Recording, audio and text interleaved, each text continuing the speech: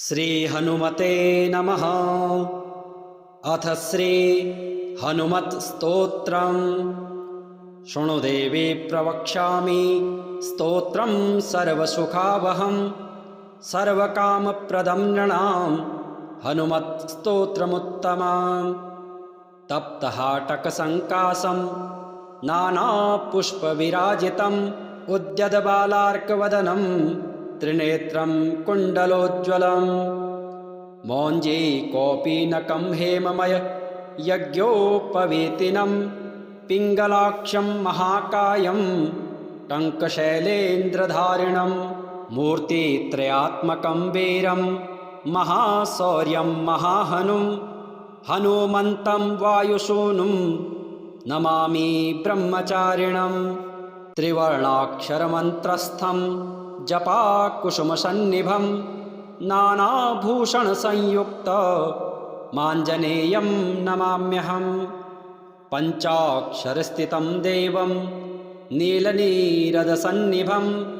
पूजितं सर्वदेवैस्तु राक्षसारिं नमाम्यहम्। अचलद्युतिसङ्काशं सर्वालङ्कारभूषितं षडक्षरयुतं देवं नमामि ब्रह्मचारिणं। सप्तवर्णमयं देवं हरिशं तं सुरार्चितं सुन्दरास्याब्जसंयुक्तं त्रिनेत्रं तं नमाम्यहम्। अष्टादशाधिपं देवं हेमवर्णं महातनुं नमामि जगतां वन्द्यं लङ्काप्रासाददाहनम्। अतसि पुष्पसङ्काशं दशवर्णात्मकं विभुं जटाधरं चतुर्बाहुं नमामि कपिनायकम्। द्वादशाक्षरमन्त्रस्य नायकं कुन्तधारिणं हेमवर्णं लसत्कायं भजे सुग्रीवमन्त्रिणम्। मालामन्त्रात्मकं देवं त्रिवर्णं च चतुर्भुजं पाशाङ्कुशधरं देवं कपिवर्यं नमाम्यहम्। त्रयोदशाक्षरहितं सीतादुःखनिवारणं सुरासुरगणः सर्वे संस्तुतं प्रणमाम्यहम्। हाहाकारमुखान्तनित्यदहन ज्वालासमूहोज्ज्वलं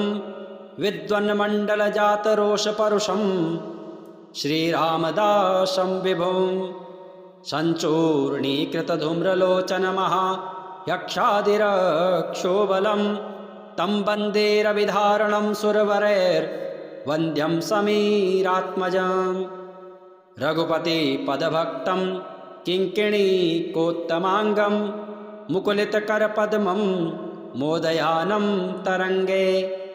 पुलकितविपुलाङ्गं पुण्यलीलानुषङ्गं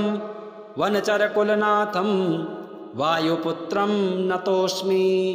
प्रणम्य श्रीगणेशं च श्रीरामं मारुतिं तथा रक्ष्यामिमां पठेत् प्राज्ञः श्रद्धा भक्तिसमन्वितः। शिरो मे हनुमान् पातु भालं पवननन्दनः आञ्जनेयो दृशो पातु रामचन्द्र प्रियः श्रुते। घ्राणं पातु महावीरो मुखं लक्ष्मणप्राणदः जिह्वां मनोजवः पातु कण्ठं पातु जितेन्द्रियः। स्कन्धौ महाबली पातु भुजौ सङ्कटमोचनः करो विश्वम्भरः पातु हृदयं सर्वशक्तिमान्। मध्यं पातु महातेजः नाभिं सागरलङ्घनः रामदूतः कटे पातु शक्तिनी राक्षसेन्द्रजित्। ऊरु पुच्छबलः पातु भीमगर्वापहारकः जानुनी श्रीपदः पातु जङ्घे लङ्काप्रदाहकः। पादौ श्रीरामभक्तश्च सूर्यमण्डलभक्षकः हनुमान् पातु मे कायं मकरध्वजजन्मदः। एतां रुद्रबलोपेतां रक्षां यः सुकृते पठेत् सदीर्घायुः सुखी पुत्रे बलवान् बुद्धिमान् भवेत्। शृणु देवी प्रवक्ष्यामि स्तोत्रं सर्वसुखावहं सर्वकामप्रदं नृणां हनुमत्स्तोत्रमुत्तमम् तप्तहाटकसङ्कासं नानापुष्पविराजितम् उद्यद्बालार्कवदनं त्रिनेत्रं कुण्डलोज्ज्वलम् मौञ्जीकोपीनकं हेममय यज्ञोपवीतिनं पिङ्गलाक्षं महाकायं टङ्कशैलेन्द्रधारिणं मूर्तित्रयात्मकं वीरं महाशौर्यं महाहनुं हनुमन्तं वायुसूनुं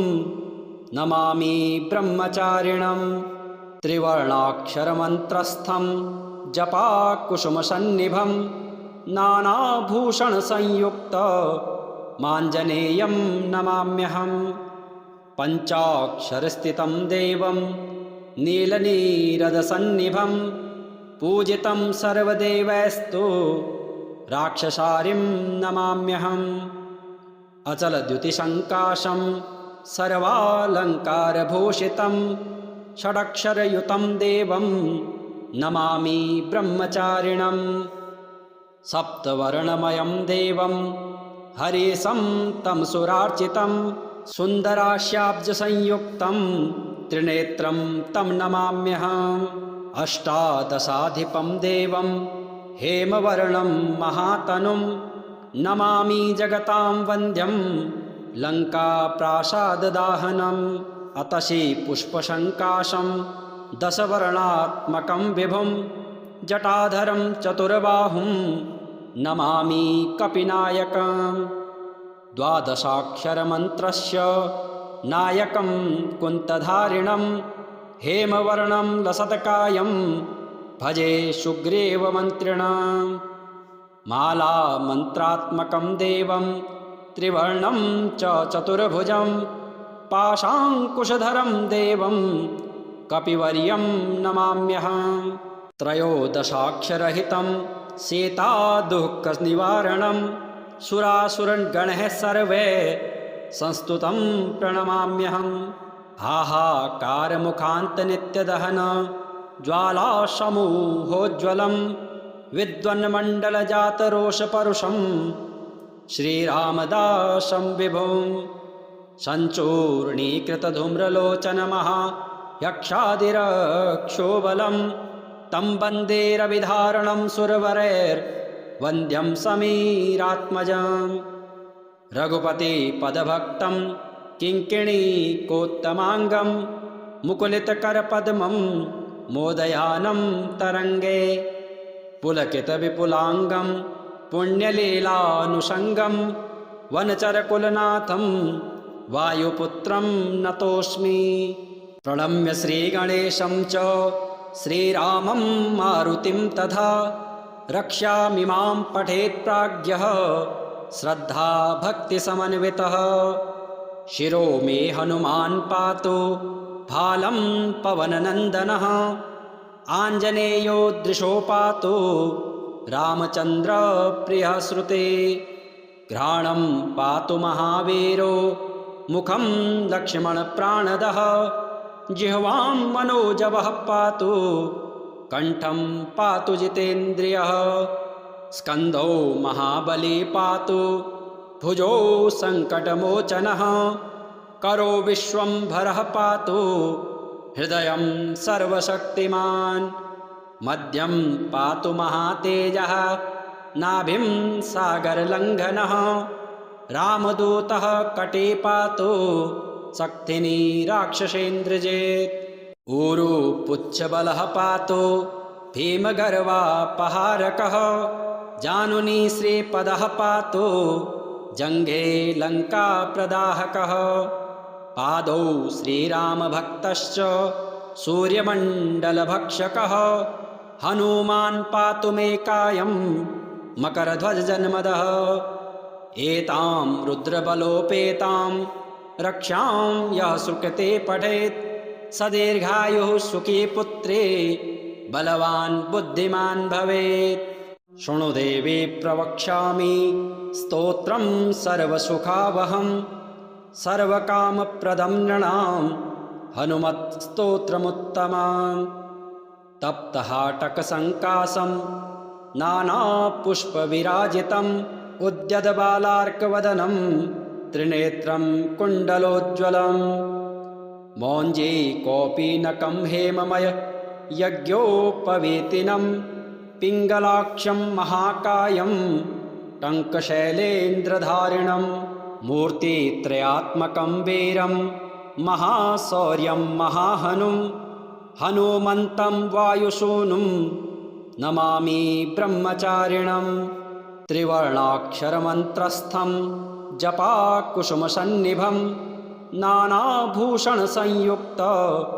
माञ्जनेयं नमाम्यहम् पञ्चाक्षरस्थितं देवं नीलनीरदसन्निभं पूजितं सर्वदेवैस्तु राक्षसारिं नमाम्यहम् अचलद्युतिसङ्काशं सर्वालङ्कारभूषितं षडक्षरयुतं देवं नमामि ब्रह्मचारिणं सप्तवर्णमयं देवं हरिशं तं सुरार्चितं सुन्दरास्याब्जसंयुक्तं त्रिनेत्रं तं नमाम्यहम् अष्टादशाधिपं देवं हेमवर्णं महातनुं नमामि जगतां वन्द्यं लङ्काप्रासाददाहनम् अतसि पुष्पसङ्काशं दशवर्णात्मकं विभुं जटाधरं चतुर्बाहुं नमामि कपिनायकम् द्वादशाक्षरमन्त्रस्य नायकं कुन्तधारिणं हेमवर्णं लसत्कायं भजे सुग्रीवमन्त्रिणां मालामन्त्रात्मकं देवं त्रिवर्णं च चतुर्भुजं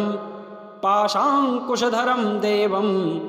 कपिवर्यं नमाम्यहम् त्रयोदशाक्षरहितं सीतादुःखनिवारणं सुरासुरगणः सर्वे संस्तुतं प्रणमाम्यहम् हाहाकारमुखान्तनित्यदहन ज्वालासमूहोज्ज्वलं विद्वन्मण्डलजातरोषपरुषं श्रीरामदासं विभुं सञ्चूर्णीकृतधूम्रलोचनमहा यक्षादिरक्षोबलं तं वन्दे रविधारणं सुरवरैर्वन्द्यं समीरात्मजं रघुपतिपदभक्तं किङ्किणीकोत्तमाङ्गं मुकुलितकरपद्मं मोदयानं तरङ्गे पुलकितविपुलाङ्गं पुण्यलीलानुषङ्गं वनचरकुलनाथं वायुपुत्रं नतोऽस्मि प्रणम्य श्रीगणेशं च श्रीरामं मारुतिं तथा रक्ष्यामिमां पठेत् प्राज्ञः श्रद्धा भक्तिसमन्वितः शिरो मे हनुमान् पातु भालं पवननन्दनः आञ्जनेयो दृशो पातु रामचन्द्रप्रियः श्रुते घ्राणं पातु महावीरो मुखं लक्ष्मणप्राणदः जिह्वां मनोजवः पातु कण्ठं पातु जितेन्द्रियः स्कन्धो महाबली पातु भुजो सङ्कटमोचनः करो विश्वम्भरः पातु हृदयं सर्वशक्तिमान् मध्यं पातु महातेजः नाभिं सागरलङ्घनः रामदूतः कटे पातु शक्तिनी राक्षसेन्द्रजित् ऊरु पुच्छबलः पातु भीमगर्वापहारकः जानुनी श्रीपदः पातु जङ्घे लङ्काप्रदाहकः पादौ श्रीरामभक्तश्च सूर्यमण्डलभक्षकः हनुमान् पातु मे कायं मकरध्वजजन्मदः एतां रुद्रबलोपेतां रक्षां यः सुकृते पठेत् सदीर्घायुः सुखी पुत्रे बलवान् बुद्धिमान् भवेत् शृणु देवी प्रवक्ष्यामि स्तोत्रं सर्वसुखावहं सर्वकामप्रदं नृणां हनुमत्स्तोत्रमुत्तमम् तप्तहाटकसङ्कासं नानापुष्पविराजितं उद्यद्बालार्कवदनं त्रिनेत्रं कुण्डलोज्ज्वलं मौञ्जी कौपीनकं हेममय यज्ञोपवीतिनं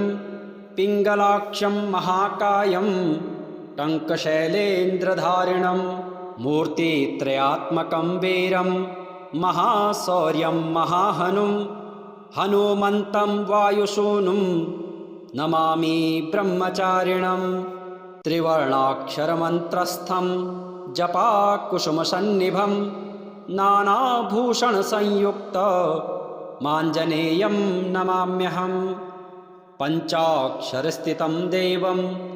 नीलनीरदसन्निभं पूजितं सर्वदेवैस्तु राक्षसारिं नमाम्यहम् अचलद्युतिसङ्काशं सर्वालङ्कारभूषितं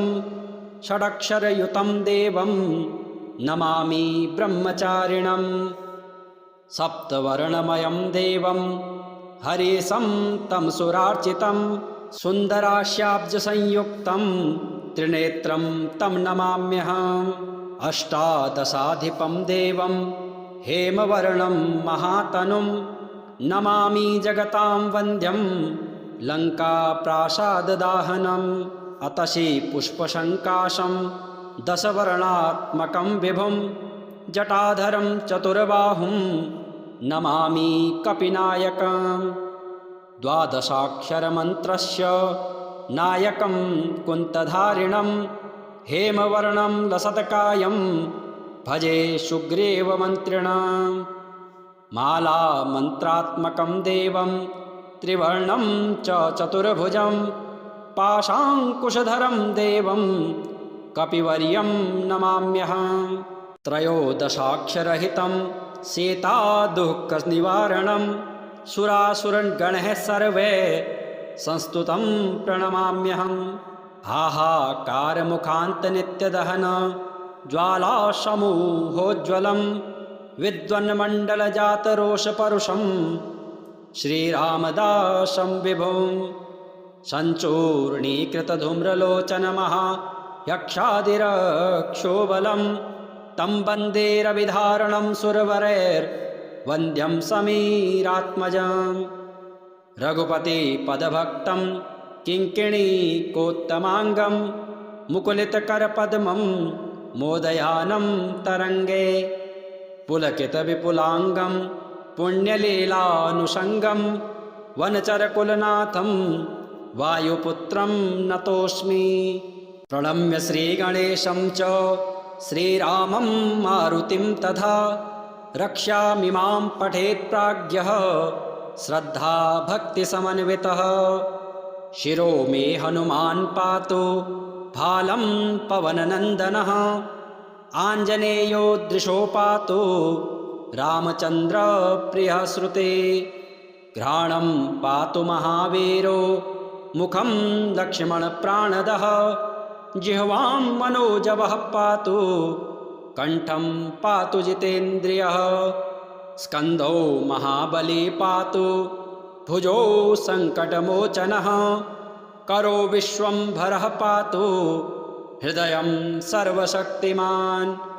मध्यं पातु महातेजः नाभिं सागरलङ्घनः रामदूतः कटे पातु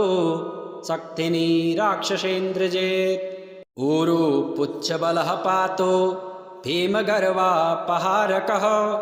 जानुनी श्रीपदः पातु जङ्घे लङ्काप्रदाहकः पादौ श्रीरामभक्तश्च सूर्यमण्डलभक्षकः हनुमान् पातु मे कायं मकरध्वजजन्मदः एतां रुद्रबलोपेतां रक्षां यः सुकृते पठेत् स दीर्घायुः सुखी पुत्रे बलवान् बुद्धिमान् भवेत् शृणु देवी प्रवक्ष्यामि स्तोत्रं सर्वसुखावहं सर्वकामप्रदं नृणां हनुमत्स्तोत्रमुत्तमम् तप्तहाटकसङ्कासं नानापुष्पविराजितम् उद्यद्बालार्कवदनं त्रिनेत्रं कुण्डलोज्ज्वलं मौञ्जी कौपीनकं हेममय यज्ञोपवीतिनं पिङ्गलाक्षं महाकायं टङ्कशैलेन्द्रधारिणं मूर्तित्रयात्मकं वीरं महाशौर्यं महाहनुं हनुमन्तं वायुसूनुं नमामि ब्रह्मचारिणं त्रिवर्णाक्षरमन्त्रस्थं जपाकुसुमसन्निभं नानाभूषणसंयुक्तमाञ्जनेयं नमाम्यहं पञ्चाक्षरस्थितं देवं नीलनीरदसन्निभं पूजितं सर्वदेवैस्तु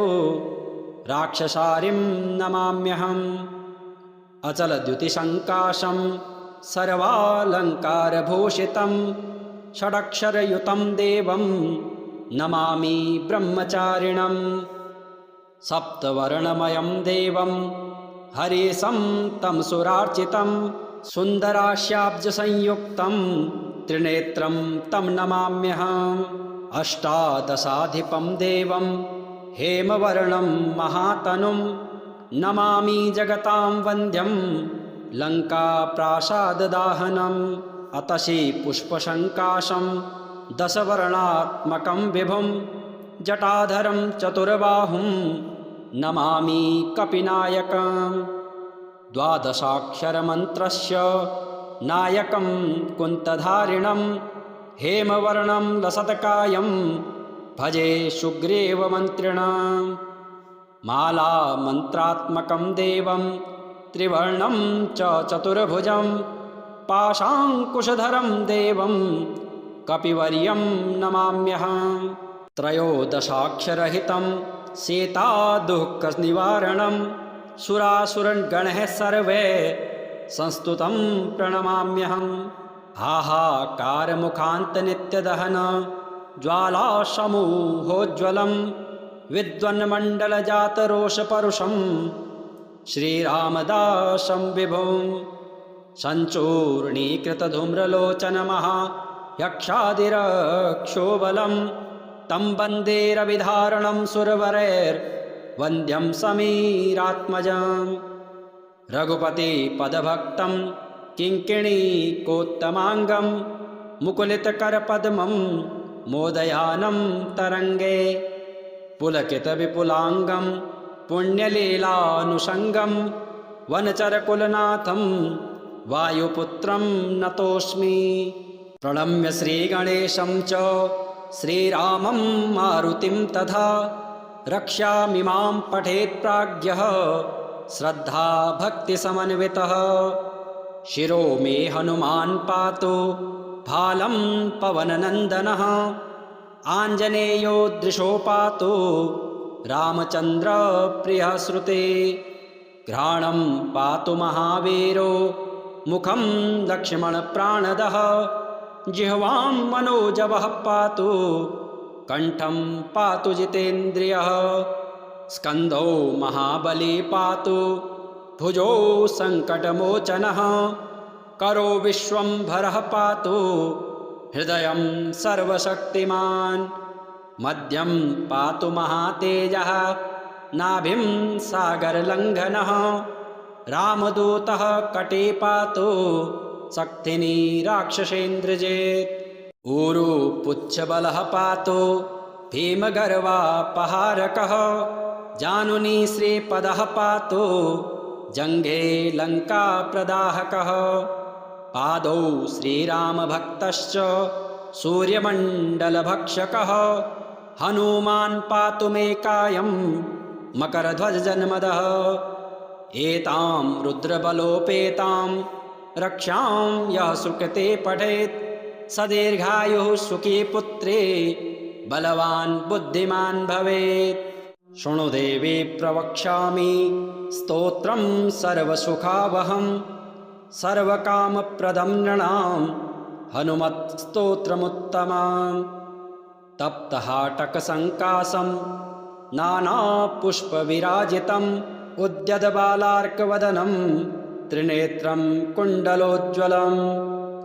मौञ्जी कौपीनकं हेममय यज्ञोपवीतिनं पिङ्गलाक्षं महाकायं टङ्कशैलेन्द्रधारिणं मूर्तित्रयात्मकं वीरं महाशौर्यं महाहनुं हनुमन्तं वायुसूनुं नमामि ब्रह्मचारिणं त्रिवर्णाक्षरमन्त्रस्थं जपाकुसुमसन्निभं नानाभूषणसंयुक्तमाञ्जनेयं नमाम्यहं पञ्चाक्षरस्थितं देवं नीलनीरदसन्निभं पूजितं सर्वदेवैस्तु राक्षसारिं नमाम्यहम् अचलद्युतिसङ्काशं सर्वालङ्कारभूषितं षडक्षरयुतं देवं नमामि ब्रह्मचारिणं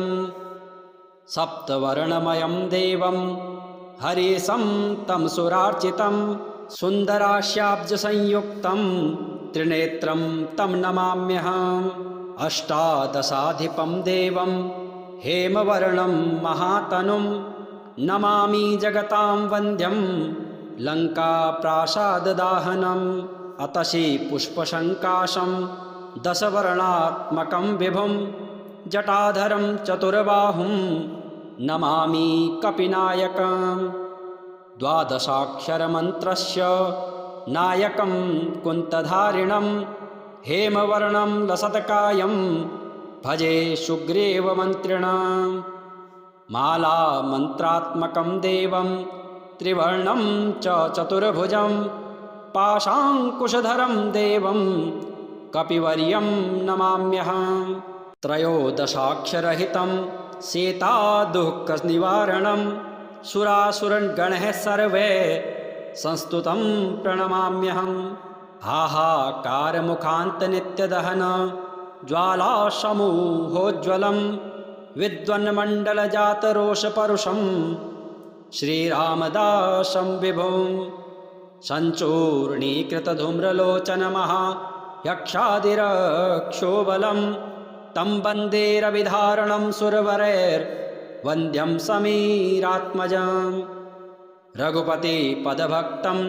किङ्किणीकोत्तमाङ्गं मुकुलितकरपद्मं मोदयानं तरङ्गे पुलकितविपुलाङ्गं पुण्यलीलानुषङ्गं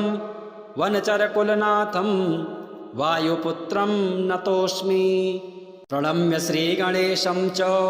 श्रीरामं मारुतिं तथा रक्ष्यामिमां पठेत् प्राज्ञः श्रद्धाभक्तिसमन्वितः शिरो मे हनुमान् पातु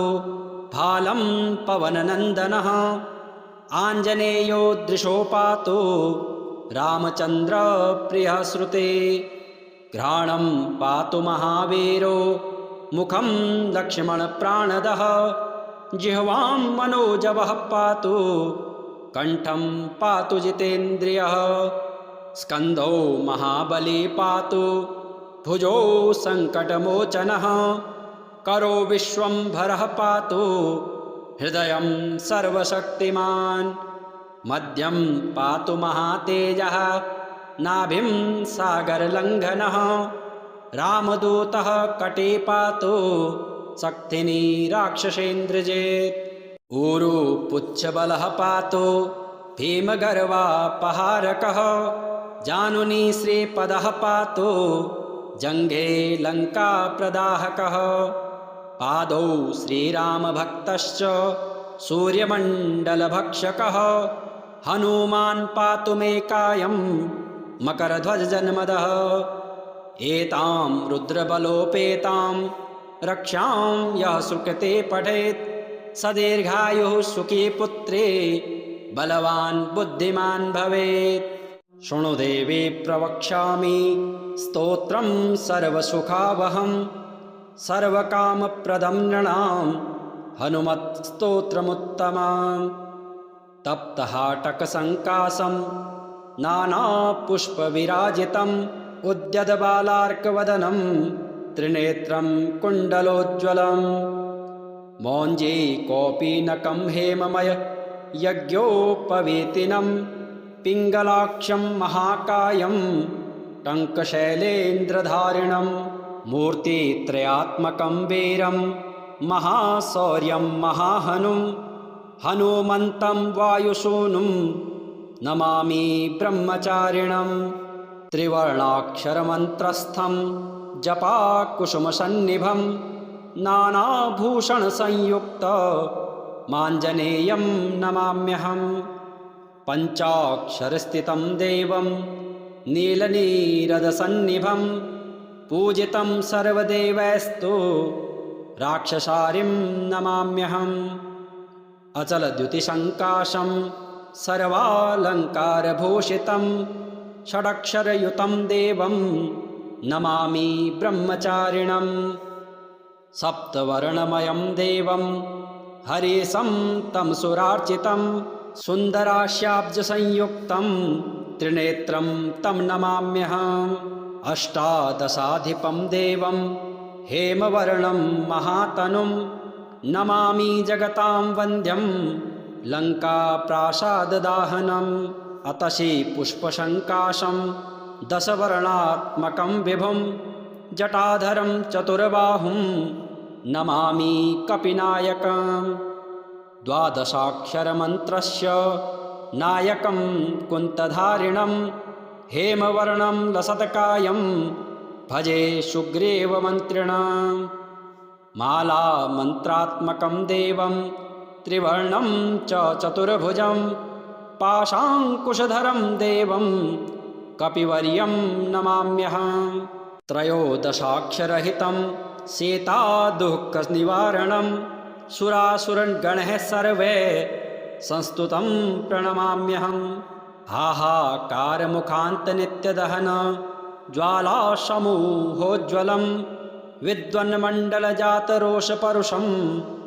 श्रीरामदासं विभुं सञ्चूर्णीकृतधूम्रलोचनमः